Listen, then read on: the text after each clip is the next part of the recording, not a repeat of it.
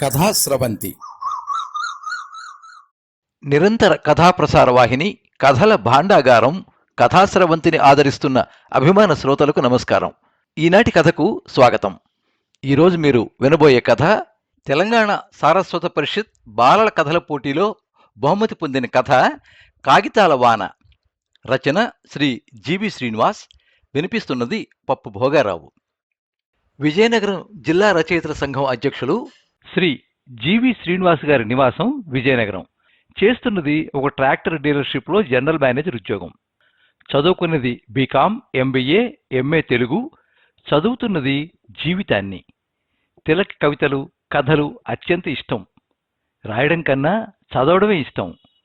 ప్రతిరోజు ఒక కథ చదువుతారు. భావకవిత్వం కలం పట్టిస్తే సామాజిక కథలు నడిపించేయి. సామాజిక, హాస్య, సరస, క్రైమ్, చారిత్రక, లేఖా కథలు రాశారు. మొదటి కథ నీ కౌగిలిలో ఉదయం వీక్లీలో ప్రచురించబడింది. హూస్టన్ పోటీలోను, కెనడా తెలుగు తల్లి పోటీల్లోనూ మరియు జాగృతి, సహరి అంతర్జాల పత్రిక పోటీల్లో కథలు ఎన్నికయ్యాయి. ప్రస్తుతం చరిత్ర చెప్పిన కథలు అనే సిరీస్ రాస్తున్నారు. మ్యాజిక్, హిప్నటిజంలో ఒకప్పుడు స్టేజ్ షోలు ఇచ్చారు. ఇప్పుడు వారి కథల్లో మ్యాజిక్ చేసి పాఠకులను హిప్నటైజ్ చేస్తున్నారు. పాఠకుల అశేష ప్రశంసలే సన్మానాలుగా ముందుకు సాగుతున్నారు. కథా సాహిత్యంలో వీరు చేసిన కృషికి గాను గిడుగు జాతీయ పురస్కారం 2025 అందుకున్నారు.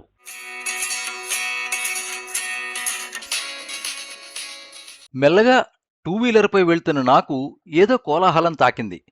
ఏమిటా అని ఆలోచించే లోపలనే హెల్మెట్ పై నుంచి చిన్న చిన్న కాగితాల వాన నాపై కురిసింది. బస్సు రెండు వైపుల కిటికీల నుంచి పుస్తకాలు చింపి కాగితాల వాన కురిపిస్తున్నారు పిల్లలు. 10వ తరగతి పరీక్షలు ఈ రోజుతో అయిపోయాయి కదా, ఆ ఆనందం కాబోలు అడగకుండానే నా పక్కన వెళ్తున్న పెద్ద మనిషి అన్నారు. మౌనంగా తలాడించి చుట్టూ పరికించాను. రోడ్డంతా కాగితపు మొక్కలు గాలికి ఎగురుతూ చెల్లాచెదురుగా ఉన్నాయి.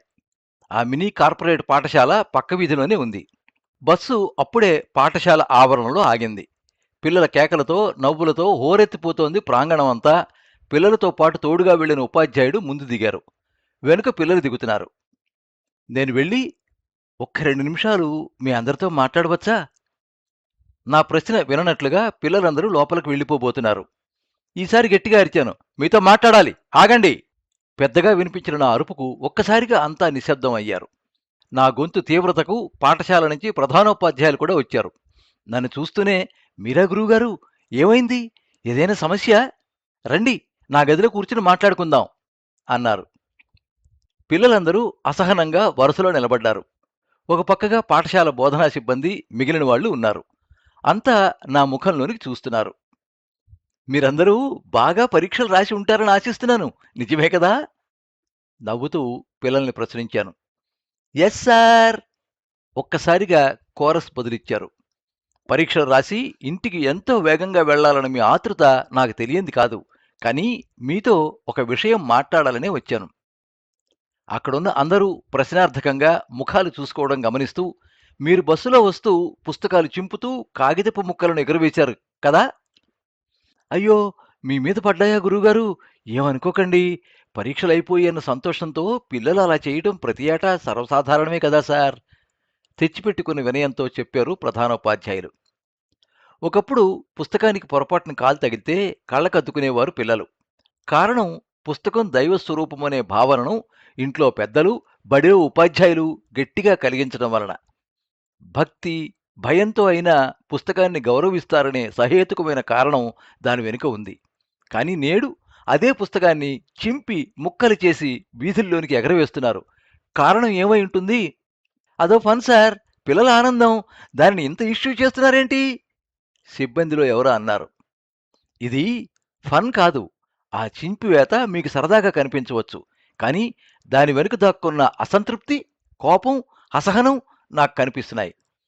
మీకు తెలుసు కదా, కోపం వచ్చినప్పుడు దానిని తగ్గించుకోవడానికి ఓ కాగితం తీసుకుని ముక్కలు ముక్కలుగా చింపమని మానసిక నిపుణులు చెప్తారు. కారణం, ఒత్తిడి తగ్గుతుంది అని. అందరి ముఖాలు చూశాను. కుతూహలంగా చూస్తున్నారు. ఇప్పటి పిల్లలకు పుస్తకాల పట్ల ప్రేమ కన్నా అవొక మోయలేని బరువు, తప్పించుకోలేని శిక్ష అనే భావనలోనే ఉన్నారు. ఎంత వేగంగా పరీక్షలు అయిపోతాయా అని ఎదురు చూస్తున్నారు.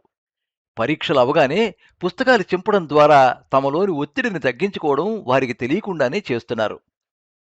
పిల్లలు, మీరిలా పుస్తకాలు చింపి వీధుల్లో విసరడం వలన పారిశుద్ధ్య సిబ్బందికి ఎంత పని పెరుగుతుందో తెలుసా? చెట్ల నుండే కాగితాలు వస్తాయన్న సంగతి మీకు తెలుసు కదా? అన్ని పుస్తకాలు తయారవ్వాలంటే ఎన్ని చెట్లు నరికివేయాలో కదా! పుస్తకాలను చింపకుండా పేద విద్యార్థులకు ఉచితంగా ఇస్తే వారికి మహోపకారం చేసిన వారవుతారు. మిమ్మల్ని వాళ్ళు జీవితాంతం అభిమానిస్తారు. వాళ్ళు కూడా అలానే పుస్తకాలను వేరొకరికి ఇవ్వడానికి మీరు ప్రేరణ కూడా అవుతారు. అవును కదా? నా గొంతులోని వేదన వారికి అర్థమైనట్లుంది. ఒక పిల్లవాడు ముందుకొచ్చి, మీరు చెప్పింది నిజం సార్. మేము చేసింది తప్పే. మేము మా స్నేహితులకు, మిగిలిన తరగతి వాళ్ళకు కూడా మీరు చెప్పిన విషయాన్ని చెప్తాం. అలాగే పాటిస్తాం. నిజాయితీగా పలికిన ఆ పిల్లవాడిని దగ్గరకు తీసుకున్నాను. గురువుగారు, ఈ రోజు నుండి మేము కూడా పుస్తకాలు చింపే సంస్కృతి నుండి మిగిలిన తరగతుల వారిని కాపాడుతాం. పుస్తకం విలువ చెప్తాం.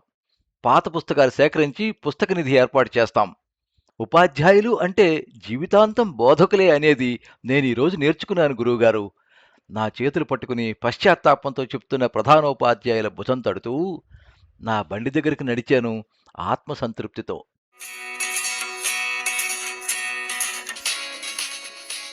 మీరింతవరకు కాగితాల వాన కథ విన్నారు. రచన శ్రీ జీవి శ్రీనివాస్. 7702455559. వినిపించినది పప్పు భోగారావు.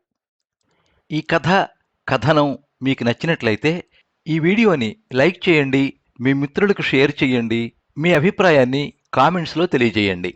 మీరు మొదటిసారి ఈ ఛానల్లో కథ వింటున్నట్టయితే ఈ ఛానల్ని సబ్స్క్రైబ్ చేసుకోండి. పక్కనుండే బెల్ ఐకాన్ని తప్పకుండా నొక్కండి.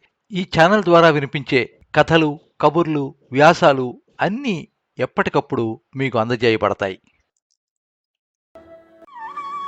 సర్వే జనాః సుఖినో భవంతు. కథా స్రవంతి